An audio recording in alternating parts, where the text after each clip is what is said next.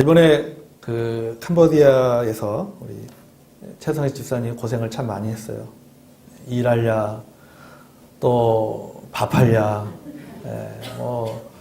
일하고 나서 점심 때면 또 점심밥에서 또 점심 먹고 숙소에 저녁까지 다 먹고 왔습니다. 거의 또 저녁 거의 일 마치면 거기서 또 저녁 식사 준비해서 저녁 먹고 제가 그랬습니다. 와 무슨 냉장고를 부탁해 하는 프로그램 같다고 냉장고에 있는 거 이것저것 다 꺼내가지고 뭐 두루치기도 했다가 시장 가서 돼지고기 사와가지고 돼지 두루치기도 하고 김치찌개도 하고 또 갈비찜도 하고 왜냐하면은 그 집사님이 선교사님은 참 잘 좀 대접을 해야 되겠다 식사라든가 이런 것들을 잘 못하시는 것 같아서 좀 잘 대접해야 돼가지고 막 이것저것 막 와서 고기라는 고기 종류를 다 가져와서 계속해서 점심에도 고기, 저녁에도 고기, 그 다음날도 돼지고기, 저녁에도 돼지고기, 뭐 이렇게 계속 먹고 막 그렇게 했습니다. 근데 이 공사하다 말고 또 와서 또 점심 해야 되고, 또 저녁 되면 또 일 마치고 또 밥 해야 되고 해서 고생을 참 많이 하셨어요. 물론 저는 옆에서 설거지 안 하고 좀 고생을 했습니다. 근데 이 참 캄보디아에서 저희들이 이제 가서 그 다음날 뭘 해 먹었냐면요. 닭백숙을 해 먹었습니다. 닭백숙을 해 먹었어요. 뭐 아무것도 없잖아요. 그냥 여러분 캄보디아 닭은 우리처럼 통통하지 않더라고요. 닭이 작고 살도 별로 없어요. 근데 닭을 잡아가지고 아무것도 없고 그냥 있는 건 마늘밖에 없더라고요. 마늘 집어넣고 해가지고 그 닭백숙을 해 먹었는데 너무 맛있게 먹었습니다.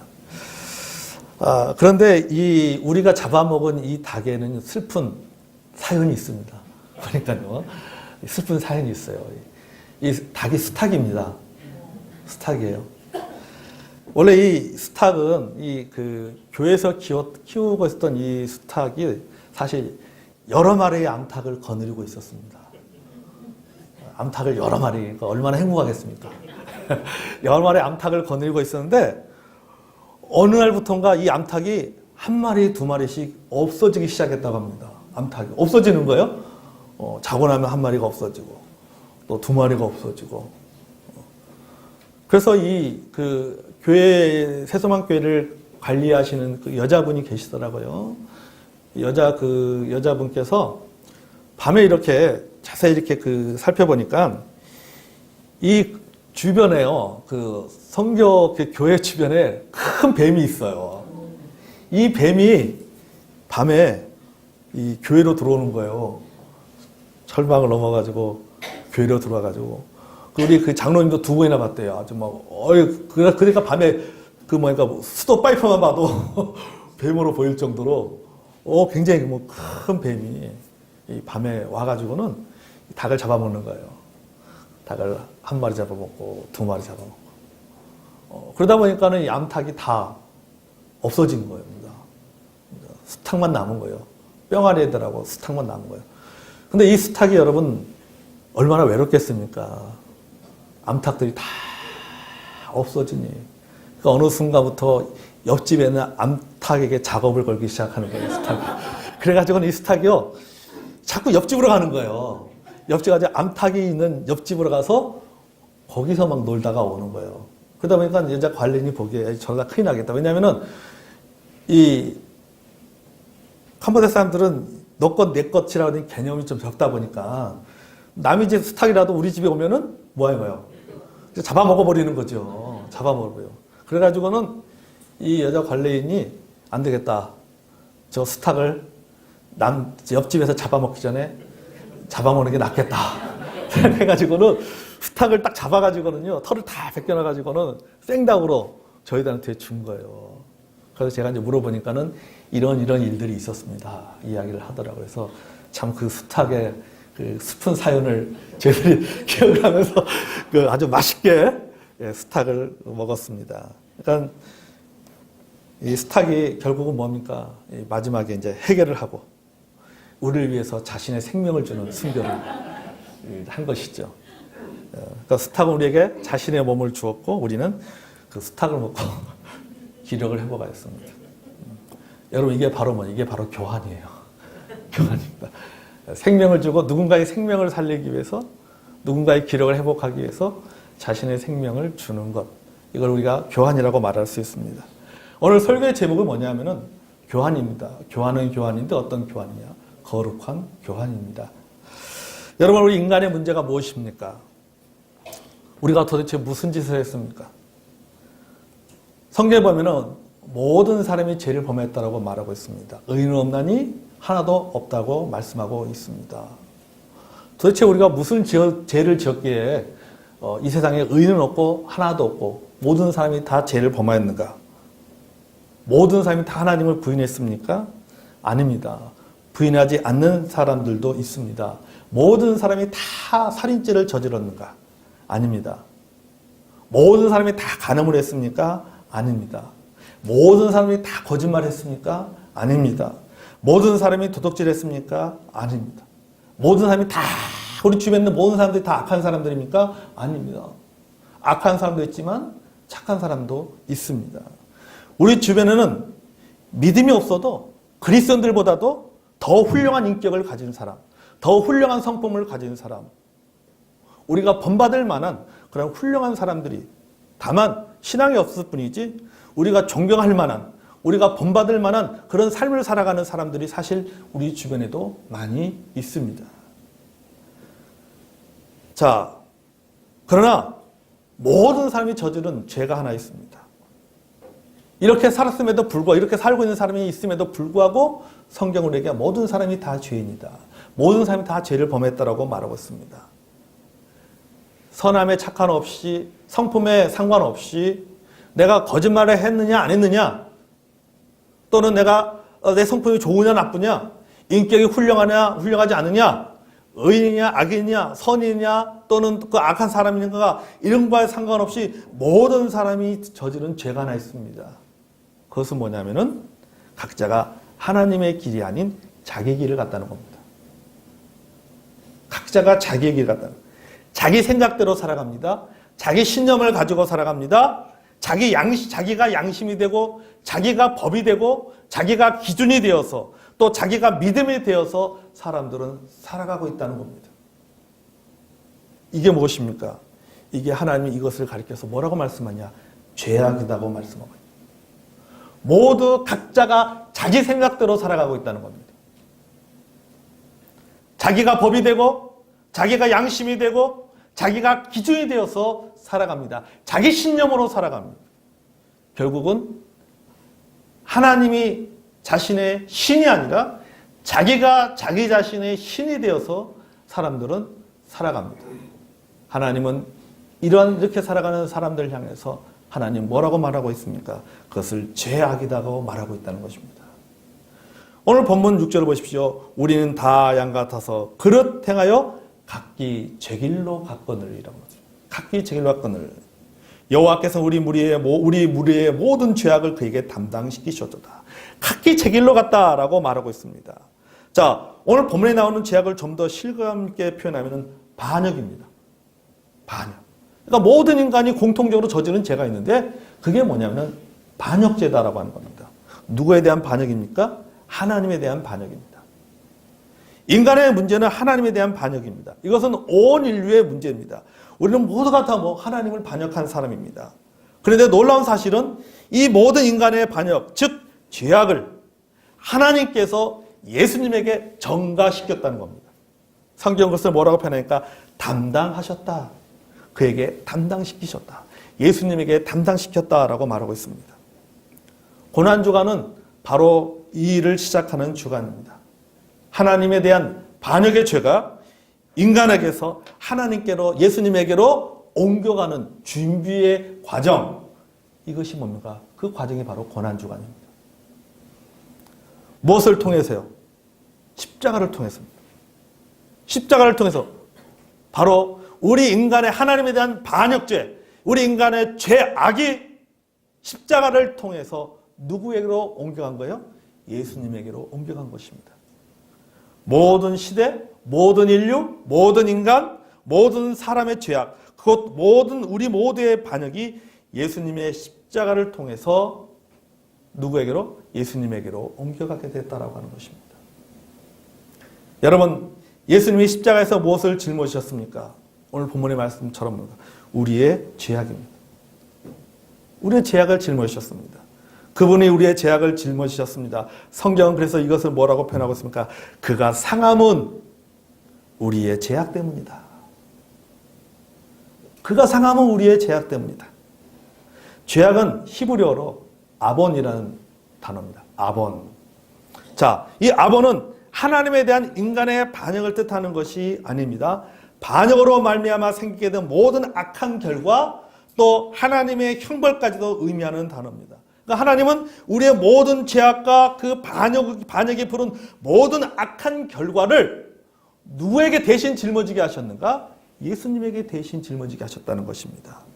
그래서 이 십자가라고 하는 것은 뭐냐면 십자가는 우리의 아본, 즉 우리의 죄악이 예수님에게로 옮겨진 곳. 이곳이 뭐예요? 십자가다라고 하는 겁니다. 하나님께서 그렇다면 이 하나님께서 예수님께서 짊어지신 이 십자가를 통해서 어떤 교환을 이루었는가? 두 가지입니다. 여러 가지 교환이 있지만 오늘은 두 가지를 나눕니다. 첫째, 예수님께서 징계를 받음으로 우리는 용서받게 되었다라는 사실입니다. 아멘? 다시 말해서 징계와 용서의 교환입니다. 징계와 용서의 교환. 본문을 보겠습니다. 그가 징계를 받음으로 우리는 평화를 누리고 그가 징계를 받음으로 우리가 평화를 누렸다라고 하는 것입니다. 징계와 평화가 교환된 것입니다. 자, 우리가 용서받을 수 있도록 예수님께서 대신 형벌을 받으셨습니다. 우리가 참 죄를 졌기 때문에 또 우리가 그 죄상을 받기 전까지 우리는 하나님과 평화하지 못하는 존재였습니다. 왜냐? 하나님은 죄와 타협하는 분이 아니십니다. 하나님은 죄와 타협하지 분이 아니시기 때문에 우리가 죄의 사함을 받기 전에는 하나님과의 평화의 관계, 하나님과 화해의 관계를 유지할 수가 없습니다. 하나님은 절대로 죄와 타협하는 분이 아니십니다. 그래서 죄의 결과는 뭐예요? 사망인 거예요. 죽음인 것입니다. 죽어야 됩니다. 그런데 예수님께서 십자가에서 우리를 위해서 뭡니까? 사망의 대가를 치르셨다라고 하는 겁니다. 그 결과로 우리에게 주어진 것이 무엇입니까? 평화라고 하는 겁니다. 왜? 죄산 받았기 때문에. 우리의 죄가 용서받았기 때문에.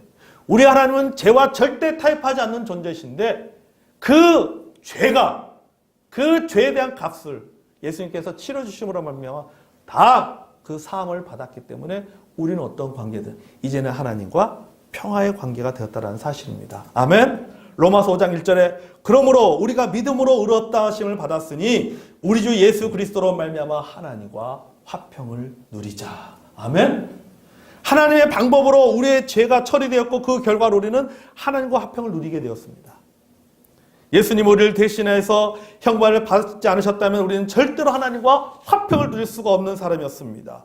그런데 예수님께서 징벌을 받음으로 말미암아, 예수님께서 징계를 받음으로 말미암아, 예수님께서 상하심으로 말미암아 우리가 화평을 누리게 되는 것이 가능해졌다는 사실입니다. 아멘. 이런 놀라운 교훈을 우리는 다른 말로, 성경에서는 다른 말로 이것을 뭐라고 표현합니까? 구속 또는 속량이라는 단어로 표현합니다. 이 교환이라는 말은 결국은 무슨 말이에요? 무슨 뜻이에요? 구속이라는 뜻입니다. 속량이라고 하는 뜻입니다. 자, 속량이나 구속이라는 말이 무슨 뜻입니까? 되사는 겁니다. 다시 사는 겁니다. 또는 몸값을 받고 석방해 주는 것을 말하고 있습니다. 오늘 예수님께서 노예시장을 찾아갔습니다. 노예시장을 딱 보니까는 노예가 하나 있습니다. 죄의 노예로 살아가는 그런 사람을 보게 되었습니다. 그게 바로 저입니다. 노예시장을 갔더니 죄의 노예로 살아가는 저를 보고 예수님께서 이렇게 말씀하고 계십니다. 내가 이 사람을 사겠다. 사탄아, 이제 이 사람은 더 이상 네 것이 아니다. 내가 값을 치렀으니 이제부터는 이 사람은 너의 노예가 아니라 나의 노예가 된 것이다. 뭐예요? 이것이 바로 속량입니다. 내가 핏값을 지불하고 이제 저 봉헌을 내가 샀기 때문에 이제 봉헌은 죄의 노예가 아니라 내 자녀가 된 것이다. 이게 뭐예요? 이게 바로 속량입니다. 예수님께서 뭐예요? 값을 지불하시고 교환하신 것입니다. 나를 누구로? 이제는 자녀로 교환하신 것입니다. 성도 여러분, 우리가 어떻게 죄사함 받고 용서받을 수 있습니까? 우리가 받아야 할 형벌을 예수님께서 대신 받으셨기 때문에 우리는 용서받을 수가 있었다는 사실입니다. 아멘? 그래서 여러분, 첫째 거룩한 교환은 뭐라고요? 형벌과 용서의 교환입니다. 고난주간은 이 형벌과 용서의 교환의 그 과정이, 하나하나의 그 과정이 이루어져 가는 것을 우리가 경험하고 또 묵상하는 것이 바로 고난주간인 것입니다. 둘째 거룩한 교환은 상처와 치유의 교환입니다. 즉 뭐냐면 예수님께서 상처를 입으심으로써 우리가 치유를 받았다라고 하는 것이죠. 본문의 말씀 다시 볼까요? 그는 실로 우리의 질고를 지고 우리의 슬픔을 당하였거늘. 여기서 질고를 문자 그대로 번역하면 질병을 말합니다. 슬픔은 문자 그대로 번역하면 고통을 말합니다. 여러분 보십시오. 사람이 병에 걸리면 뭐가 찾아옵니까? 고통이 찾아오잖아요. 몸이 고통스럽습니다. 마음이 고통스럽습니다. 그래서 오늘 이 본문을 히브리어적 표현으로 다시 말하면 예수님이 우리의 질병을 짊어지셨다는 겁니다. 다시 말해서 그는 실로 우리의 질고를 지고 라고 하는 뭐냐면은 예수님께서 우리의 질병을 뭐 했다? 짊어지셨다라고 하는 겁니다. 히브리 문장을 그대로 번역하면 그렇다는 뜻이에요. 예수님이 우리의 질병을 짊어지셨다. 6절에는 뭐라고 말씀해요? 담당하셨다. 자, 그 다음에 또 뭐냐면 우리의 슬픔을 당하였거든. 예수님이 우리가 당할 고통을 대신 견디셨다는 뜻입니다. 여러분, 고통을 뭐 했다고요? 고통은 견디셨다는 겁니다. 그러니까 예수님은 우리의 질병을 짊어지시고 우리를 대신해서 뭐 하셨다? 고통을 견디셨다는 것입니다. 그래서 본문은 그가 채찍에 받음으로 우리는 나음을 얻었다라고 했습니다. 이 히브리어 글자를 그대로 번역하면 이런 뜻이에요. 우리가 치유되었다라는 뜻입니다. 아멘? 예수님께서 우리의 질병을 짊어지셨다. 그분이 우리의 고통을 견뎌내셨다. 그리고 우리에게 주어진 것이 무엇이냐? 우리가 치유되었다는 뜻입니다. 아멘? 여러분, 그 문장을 한번 자세히 보세요. 치유를 미래 시제로 표현하지 않습니다. 과거 완료입니다. 치유는 이미 종료되었다는 뜻입니다. 하나님 편에서 치유가 이미 달성된 것입니다. 우리는 이미 뭐예요? 치유되었다는 겁니다. 아멘? 치유된 거예요. 자, 예수님의 제자인 마태와 베드로는 이 부분에 대해서 이렇게 말합니다. 마태복음 8장 16절을 보겠습니다. 마태복음 8장 16절을 보면 저물매 사람들이 귀신 들린 자들을 많이 데리고 예수께 오거늘 예수께서 말씀으로 귀신들을 쫓아내시고 병든 자를 다 고치시니. 8장 16절입니다. 다시 한번 읽어볼까요? 저물매 사람들이 귀신 들린 자를 많이 데리고 예수께 오거늘 예수께서 말씀으로 그들을 쫓아내시고 병든 자를 다 고치셨다라고 말씀하고 있습니다. 아멘. 자, 여러분 오늘 이렇게 보십시오. 8장 16절에 예수님의 치유 사역에는 두 가지가 일어납니다. 하나는 뭡니까? 병자를 고치는 겁니다. 또 하나는 뭡니까? 귀신을 쫓아내는 겁니다. 그러니까 치유와 축사가 함께 났습니다. 왜 예수님께서 그와 같은 사역을 하셨습니까? 17절을 보면 이렇게 말하고 있습니다. 이는 선지자 이사야를 통하여서 하신 말씀에 우리의 연약한 것을 친히 담당하시고 병을 짊어지셨도다 함을 이루려 하심이더라. 아멘. 자, 이사야서 53장은 예수님의 그 사역에 대해서 이야기했었고, 그것이 신약에 와서 예수님께서는 이사야 선지자가 예언했던 그 말씀 그대로 뭐 하고 있는 거예요? 지금 병을 고치고 또 귀신을 쫓아내는 일들을 하고 계신다는 사실입니다. 아멘. 자, 그러니까 예수님의 치유와 축사의 사역에 이사야서 53장 4절과 5절의 말씀이 인용되었습니다. 예수님께서 육신의 질병을 고쳐주셨습니다. 몇몇 사람이 아니라 모든 병자를 고쳐주신 것입니다. 아멘. 여러분, 예수님의 십자가의 능력은요, 우리의 영혼뿐만 아니라 우리의 질병도 고칠 수 있음을 믿으시기를 바랍니다. 아멘. 여러분 믿으시면 여러분 다시 한번 아멘 하시길 바랍니다. 아멘. 예수님은 여러분 우리 육신의 질병도 고치십니다. 왜? 이사야서 54장 예언되어 있잖아요. 그가 우리의 고통을, 우리의 질병을 대신 짊어지시고 우리의 고통을 견뎌내셨고 그가 상함으로 우리가 뭐 됐다? 나음을 입었도다. 우리가 치유였다는 겁니다. 그러니까 여러분, 우리가 예수님의 이름의 능력을 가지고 여러분 우리가 기도할 때 예수님의 이름의 능력을 믿을 때에 여러분 우리의 육신의 질병도 치유되어지고 우리의 영혼의 질병도 치유되어지고 여러분 귀신도 쫓아나는 그런 역사가 날 줄로 믿습니다. 아멘. 여러분 예수 이름의 능력이 있습니다. 여기 본문에 보십시오. 친히 담당하셨다라고 말씀하고 있잖아요. 강조점이 누구에게 있습니까? 우리에게 있지 않습니다. 예수님에게 있습니다. 아멘. 강조점이 내게 있는 게 아니에요. 내가 귀신을 쫓아낸 능력이 내게 있는 것이 아니에요. 병을 낫게 한 능력이 내게 있는 것이 아닙니다. 누구에게 있는 것입니다? 예수님에게 있는 거예요. 여러분, 죄 때문에 몸부림치지 마세요. 질병 때문에 몸부림치지 마세요. 우울증이라든지 거저감 때문이라든지 두려움 때문에 몸부림치지 마시기 바랍니다. 왜 내가 이것을 몸부림칩니까? 내가 왜 내 죄 때문에 몸부림칩니까? 왜 내가 우울증 때문에 몸부림칩니까? 내가 왜 거절당하는 것, 왜 내가 염려, 걱정 때문에 왜 잠 못 이루고 왜 몸부림칩니까? 내가 이 문제를 해결한다고 생각하기 때문에 그러는 거예요, 내가 해결하려고 하기 때문에 몸부림치는 거 아닙니까? 자신에서 눈을 떼시길 바랍니다. 아멘? 내가 몸부림친다고 해결될 수 있는 문제가 아니잖아요. 내가 몸부림친다고 고칠 수 있는 문제가 아닙니다. 우리 가족의 어려움들 또는 어떤 문제 내가 몸부림친다고 해결될 수 있는 게 아니에요. 내게서 눈을 뜨고 예수님에게 눈을 돌려야 됩니다. 아멘. 예수님에게 해답이 있습니다. 십자가에 뭐가 있어요? 능력이 있다고 하잖아요. 십자가에. 아멘. 여러분 십자가의 능력을 믿으시길 바랍니다. 예수님이 친히 담당하셨어요. 그래서 여러분 예수님의 이름에는 능력이 있는 겁니다. 십자가의 능력이 있는 것입니다. 베드로와 요한이 성전 미문에 앉아있는 자에게 뭐라고 말씀합니까? 은과 금은 내게 없거니와 내가 내게 명하노니 나사렛 예수 그리스도의 이름으로 일어나 걸어라. 예수 이름의 능력으로 걸어가잖아요. 일어나잖아요.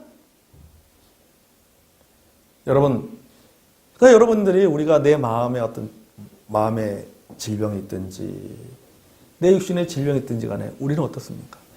예수 이름의 능력을 믿고 기도하고 예수님의 능력이 내게 나타나기를 기도하는 여러분 되시기를 바랍니다. 아멘. 왜요?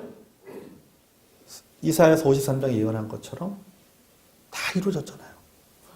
베드로를 고백해 볼까요? 베드로도 역시 이사야서 53장 4절과 5절을 인용합니다. 그는 이렇게 고백합니다. 베드로 뭐라고 고백합니까? 친히 나무에 달려 그 몸으로 우리의 죄를 담당하셨으니 베드로전서 2장 24절이죠. 친히 나무에 달려 그 몸으로 우리의 죄를 담당하셨으니 이는 우리로 죄 다해 죽고 의에 대하여 살게 하려 하심이라. 그가 채찍에 맞음으로 너희는 나음을 얻었나니. 아멘. 여러분 베드로도 뭐라고 해요? 친히 담당하셨다라고 표현하고 있습니다. 누가 친히 담당하셨다? 예수님이 친히 담당하셨다. 강조점이 예수님에게 두고 있습니다. 여러분 이 문장도 자세히 보십시오. 미래 시제에 나음을 얻을 것이다가 아닙니다. 현재 시제에 나음을 얻는다는 것도 아닙니다. 과거 시제예요. 나음을 얻었나니. 모든 것이 이미 이루어졌다는 겁니다. 예수님께서 십자가에 달려서 마지막에 하신 말씀이 뭡니까? 텔텔레스타이. 요한복음 19장 30절. 텔텔레스타이. 다 이루었다고 말씀하고 있습니다. 뭘 다 이룬 거예요? 이사야서 53장에 이사야 선지자를 통해서 하나님께서 말씀하신 그 예언, 그 계획들을 다 이뤘다는 것입니다. 어디서? 십자가에서. 다 이뤘다고. 모든 것이 다 이루어졌다는 것입니다. 병행할 것도 없습니다. 더할 것도 없습니다. 뺄 것도 없습니다. 모든 면에서 완벽하게 다 이루었다는 겁니다. 그러면 여러분 이 놀라운 사실들을 믿고 살아가는 여러분이 되시기를 바랍니다. 아멘. 그래서 여러분 예수님께서 다 이뤘기 때문에 예수님의 그 이름의 능력이 있고 예수님에게 능력이 있는 것입니다. 예수님의 이름의 능력으로 여러분이 무슨 병에 걸렸든지 간에 여러분 그 병이 고쳐질 줄로 믿습니다. 그것이 육신의 질병이든 마음의 질병이든 상관없습니다. 완벽하게 치료될 줄로 믿습니다. 여러분 집집마다 어떤 부분에는요 그런 어떤 집집마다 그런 여러 가지 어떤 문제들이 있습니다. 그 가족 간에 여러분 계속해서 어떤 그 가족에 흘러내리는 뭔가가 있어요. 그 문제도 누가 해결할 수 있습니까? 예수의 이름의 능력이 해결할 수가 있는 겁니다. 아멘. 여러분 예수님의 이름의 능력을요 너무 그 좁게 생각하지 마세요. 예수님이 다 이루었다고 했잖아요. 요거는 고치고 요거는 못 고칠 거야.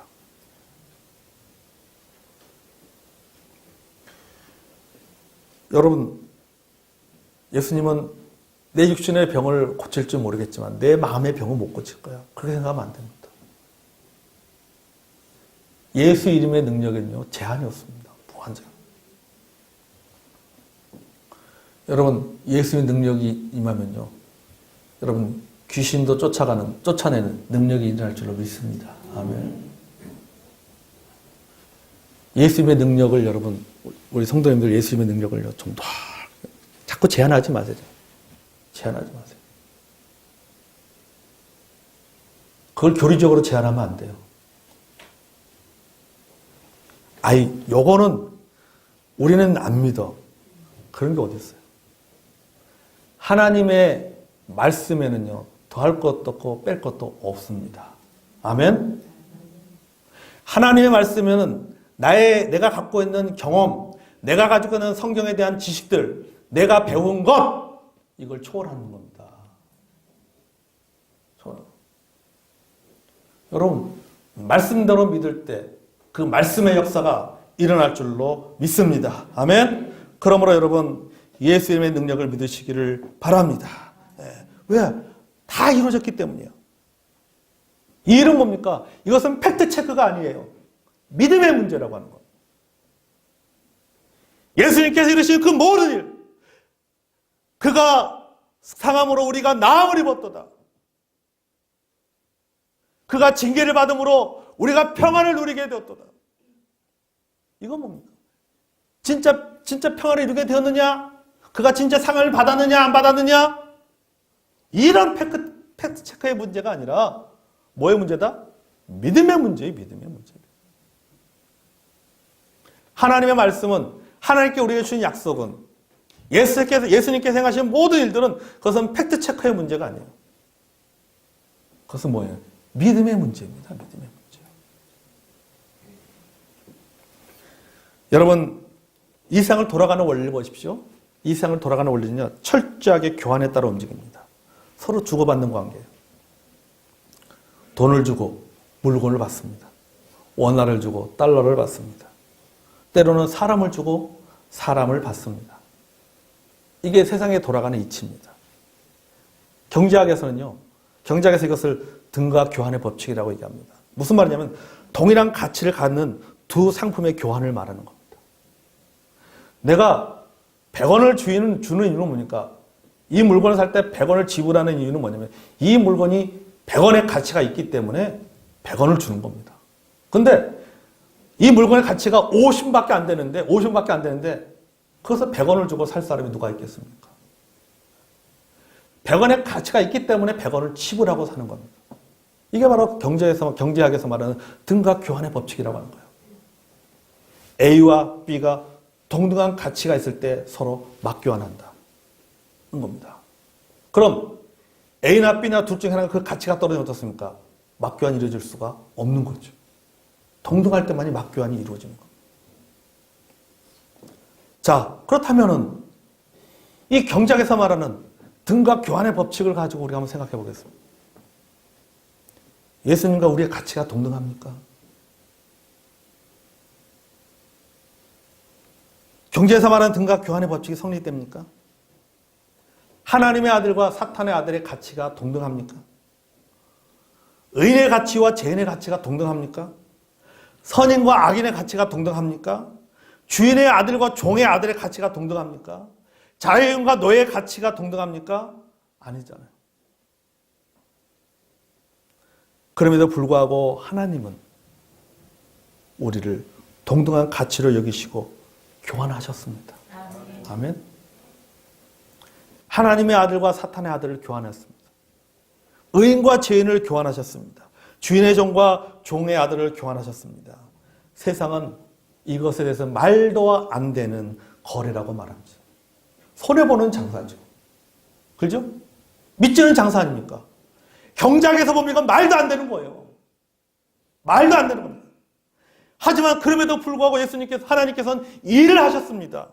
자, 우리는 하나님께서 하신 이 일, 동등한 가치로 예수님의 가치와 우리의 가치를 동등하게 보시고 막교환하는, 핏값을 통해서, 생명이라는 걸 통해서, 죽음이라는 걸 통해서 막교환하는 이러한 것들을 우리는 이 사실을 보면서 우리는 이것을 무엇이라고 표현합니까?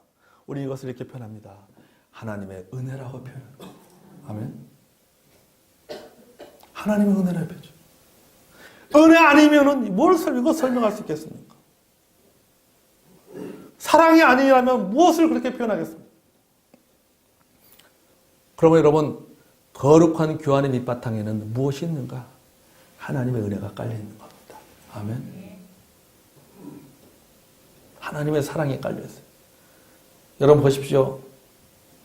자녀가 납치됐다고 생각하십니까? 납치되고는 범인이 몸값을 요구합니다. 10억을 요구합니다. 10억을 주면은 자녀를 풀어주겠다고 합니다. 여러분 어떻게 하겠습니까? 아이고 10억 아까워. 아까울 사람 누가 있겠습니까? 안 그랬어요? 자녀가 풀려날 수 있다면은 뭔 짓을 못 하겠습니까? 왜 그게 가능한 겁니까? 사랑하기 때문입니다. 아멘. 사랑하기 때문에. 그럼에도 불구하고 교환하려고 하는 이유는 뭡니까? 그 밑바탕에 뭐가 있는 거예요? 사랑이기 때문에. 여러분, 거룩한 교환의 밑바탕에는 하나님의 은혜가 있고, 하나님의 사랑이 있고, 하나님의 희생이 있습니다. 우리는 그 은혜를 인해서, 그 사랑을 인해서, 그 희생으로 인하여서 우리를 동등한 가치를 여겨주시고 거룩한 교환이 이루어졌다는 사실입니다. 아멘. 그래서 우리가 뭐가 된 거예요? 하나님의 자녀가 된 거예요. 우리는 다 하양 가서 각기 제 길로 갔거늘 자기밖에 모르는 가치 없는 인간들이었는 하나님은 우리의 무리의 죄악을, 하나님은 나의 죄악을 예수님에게 담당시키셨다. 그가 상함으로 우리가 나음을 얻었다. 여러분, 이것이 바로 교환입니다. 거룩한 교환입니다. 예수님의 십자가를 통해서 이루어진 거룩한 교환은 형벌과 용서의 교환입니다. 또 예수님의 십자가를 통해서 이루어진 거룩한 교환은 뭐예요? 상처와 치유의 교환입니다. 이 한 주간 저희들이 고난주간을 보내면서 예수님께서 십자가를 통해 이루어진 이 거룩한 교환을 깊이 있게 묵상하는 저와 여러분이 되기 원합니다.